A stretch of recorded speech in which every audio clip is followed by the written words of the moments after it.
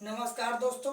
आज इस वीडियो में हम विलोपन विधि द्वारा इस दोनों समीकरण को हल करेंगे और एक्स वाई की वैल्यू निकालेंगे। तो चलिए क्या सब शुरू करते हैं। सबसे पहले समीकरण एक में 2 से गुणा कर देंगे, तो करते हैं।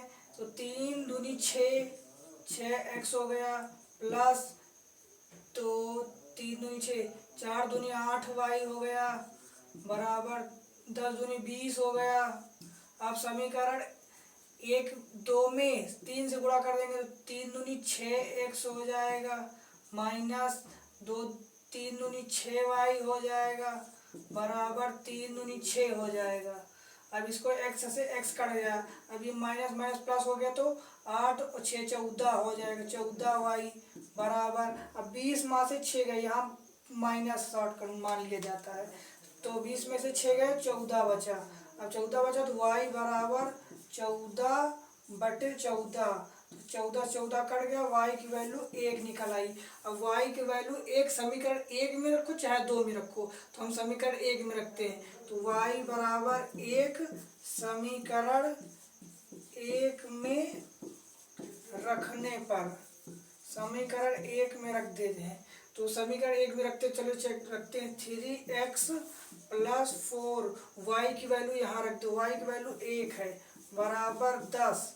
अब यहाँ से 3x + 4, एक 4 से 4 में 1 गुणा करेंगे तो कोई फर्क नहीं पड़ेगा, 4 हो जाएगा, तो बराबर 10। अब 3x, ये इधर प्लस में इधर जाएगा तो माइनस में हो जाएगा, तो 10 में से 4 गए, 6 बचा। अब x बराबर 6/3, x की वैल्यू हमारी आ गई 2। अब तो x की वैल्यू 2 आ गई और y की वैल्यू आ गई, तो दोस्तों x बराबर हमारा 2 हो गया और y बराबर हमारा 1। हमारे समीकरण की दोनों की वैल्यू निकल आई, x और y की। तो अब इसको हल करने के लिए, क्लियर करने के लिए आपको क्या करना है, x और y की वैल्यू यहाँ रख के चेक कर लेंगे। 3x, x की वैल्यू है हमारी 2, 3 2 + 4, y की वैल्यू 1 है, y की वैल्यू 1 बराबर 10 हो गया। अब 3 दूनी 6 + 1, 4 एकन्नम 4 बराबर 10। अब 6 4 10 बराबर 10। ये हमारा समीकरण एक बिल्कुल सही। अब इसको समीकरण 2 में रख के चेक करते हैं।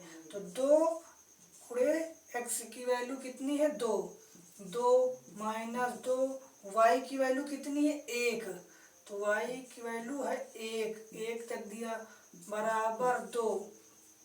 अब 2 दूनी 4 हो गए, यहाँ -2, 2 से 1 में गुणा करेंगे 2 आएगा, बराबर 2। 4 में से 2 गए, 2 बचे, और इधर भी 2 है, तो ये भी हमारा समीकरण बिल्कुल सही है। अगर कंफ्यूजन हो कि x और y की वैल्यू सही है या नहीं है, इसके लिए आप x और y की वैल्यू निकाल के समीकरण से रख के हल करके चेक कर सकते हैं। मिलते हैं नेक्स्ट वीडियो में, तब तक के लिए धन्यवाद।